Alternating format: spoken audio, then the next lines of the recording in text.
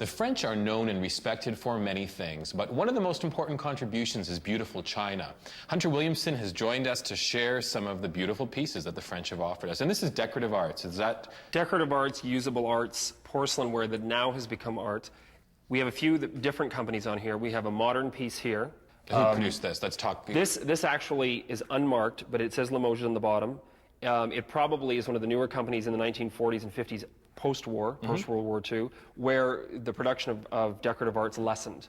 Now, Limoges is an area exactly in the south of France. known for producing decorative arts. Definitely porcelain, because of the richness of kaolin in the clay, in the soil. Their works in here are absolutely beautiful, especially some of the berry bowls that they produce, such as this one right here, which is Art Nouveau. Yes, this is Art Nouveau.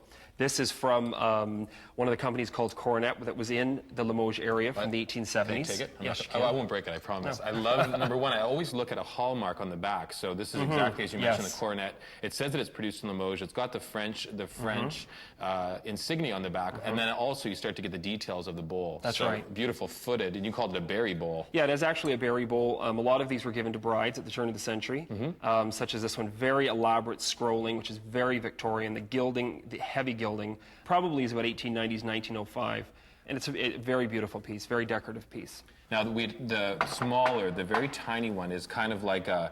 This one here. Yeah, everybody knows this as being... Everybody knows this pattern. This one happens to be made by Bao and Daughter, which were another company that owned the Elite Porcelain Company in Limoges. And it's the Bridal Wreath. There's many different names for this. Bridal Wreath, Bridal Roses. Absolutely beautiful. So beautiful probably a mass-produced and was very much in vogue, perhaps, at the turn of the century. Very vogue. Yeah.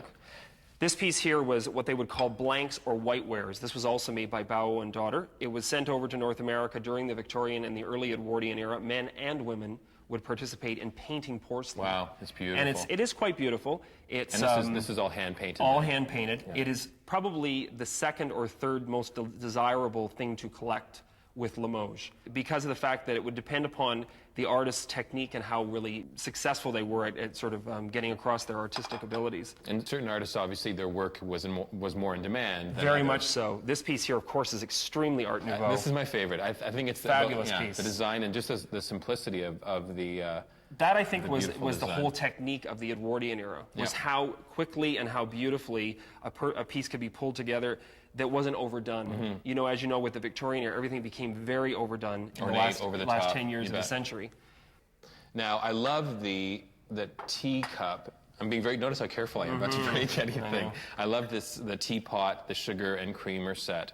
And again, to me, it looks like a very classic design. Very classy, very, very lightweight, beautiful porcelain. And it probably was also another huge set that was set out by one of the companies in the Limoges district. You bet. Now, on this key here, I notice almost like a double.